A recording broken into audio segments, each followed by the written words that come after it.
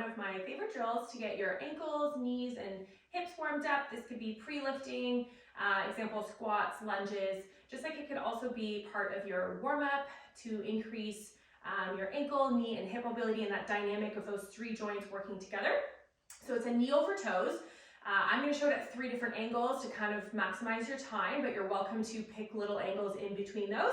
The premises of the exercise is to bring our front knee as far over our toes as possible without letting our front heel come off the floor.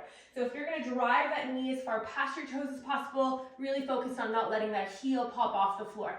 So you're going to kind of tune into your body and figure out how you can mobilize at those 3 different angles, getting yourself ready for either increasing mobility, like I said, or pre-lift. So you're going to start with your knees straight in front of you. Try to keep your foot flat, so 4 points of contact, big toe, little toe, and 2 sides of your heel. And then you're just going to lean forward, trying to get your knees far past your toes. From here, you can support yourself and just play around with different angles, what feels good, what feels like it needs a little bit more love.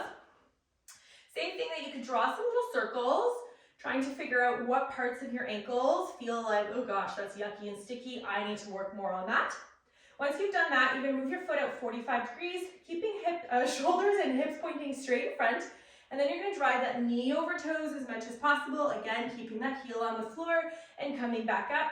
You can kind of repeat at the same angle a couple times, just like you could do one and just keep moving along.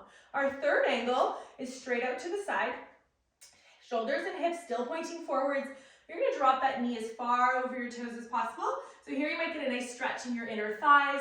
That's okay. Take note of it. Maybe you can do some other stretches at the same time.